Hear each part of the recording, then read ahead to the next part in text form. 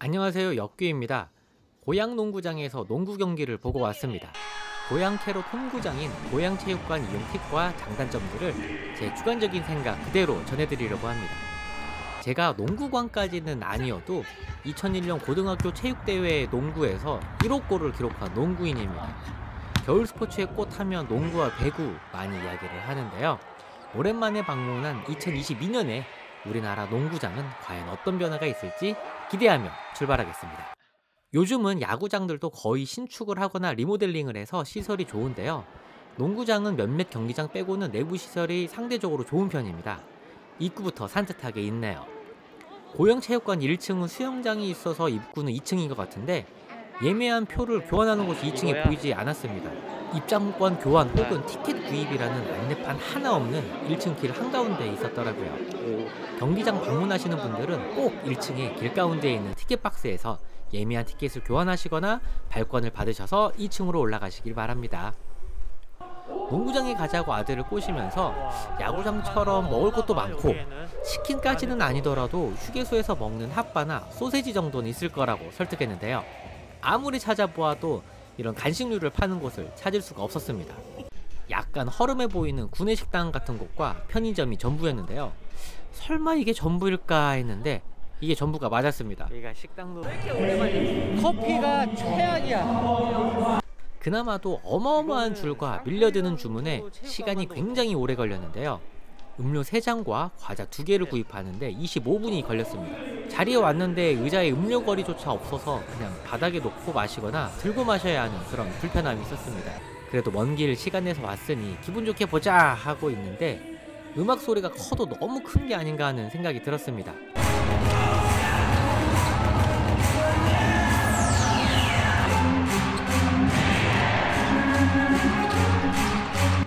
물론 찐팬분들은 이 음악도 익숙하시고 힘도 많이 나시겠지만 가끔 한번 들려서 즐기는 저희 같은 사람 입장에서는 굉장히 곤란한 수준이었습니다.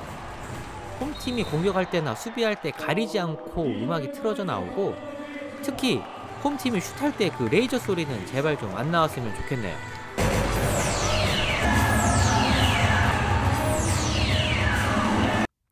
사실 스포츠 관람할 때는 경기장에서 나는 본연의 소리와 순수 관중의 함성이 함께할 때 그 재미가 배가 된다고 생각하는데요. 그래서 중계방송에서도 결정적인 장면에서는 오히려 해설이나 아무런 설명을 하지 않습니다.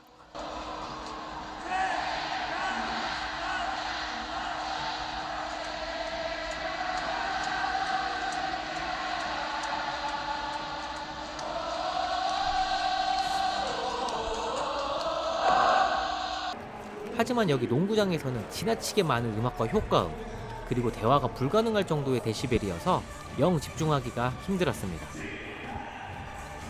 농구는 중간중간 타임아웃, 쿼터 사이, 전후반 사이에 이벤트가 진행되기 아주 좋은데요. 그런데 이게 2022년도의 실내 스포츠 이벤트나 공연이 맞나 하는 수준으로 실망스러웠습니다.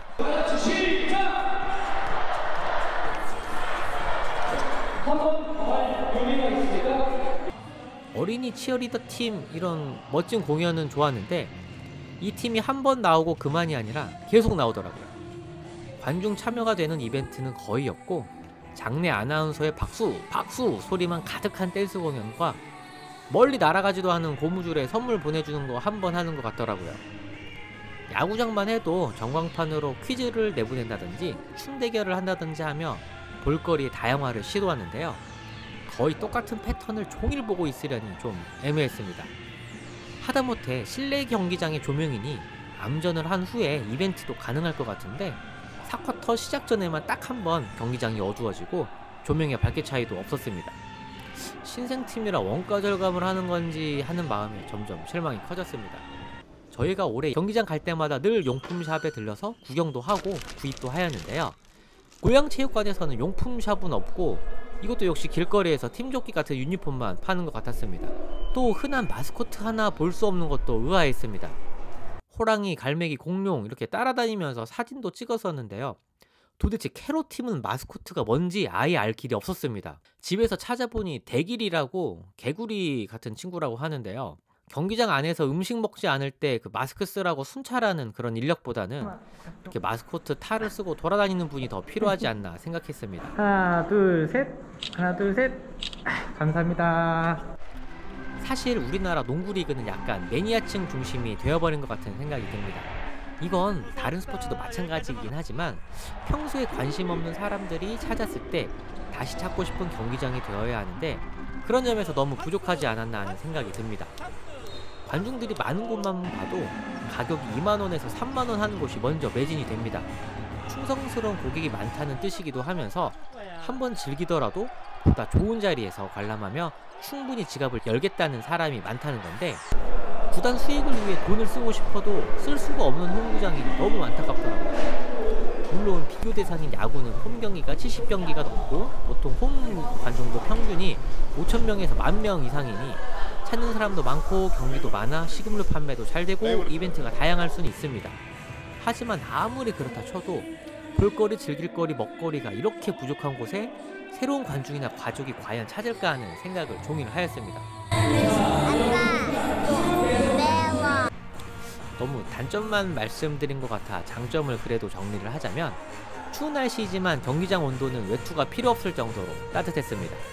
그리고 규모가 크지 않다 보니 사실 어느 자리에서나 경기는 잘 보입니다. G구역이나 E구역인 곳은 3층이긴 하지만 중앙부에 자리를 잡으신다면 꽤 좋은 시야에서 관람을 하실 수 있겠더라고요. 다만 사이드 쪽 좌석은 코트와 거리가 기본적으로 멀다 보니 추천하기는 힘들 것 같습니다. 이날 사실 경기는 재밌게 진행되었습니다. 참고로 이날 고양 캐롯은 3점을 21개 넣었는데요. 이게 과거에 고의적으로 서로 3점 밀어주기를 한 비정상적인 경기를 제외하고는 우리나라 한 팀 최고 기록이라고 합니다. 슛 찬스도 잘 만들고 고득점의 재밌는 경기이긴 했어요. 역대급 경기이긴 하지만 4쿼터 3분 정도 지난 후에 나와버린 고양 캐롯 농구장. 아들도 많이 실망스러워했지만 나름 농구를 봤다고 집에서 농구 흉내를 제법 냈습니다. 미래의 팬들을 키우기 위해서라도 볼거리, 먹거리, 즐길거리가 더 풍족한 경기장이 되었으면 합니다. 긴 영상 시청해주셔서 감사합니다. 좋아요와 구독해주시면 조금 더 아주 많이 감사드리겠습니다. 다음번에 더 좋은 소식으로 더 재밌는 소식으로 찾아뵙도록 하겠습니다. 알림도 부탁드리겠습니다. 이게 뭐냐고. 저기가 티켓 박스야.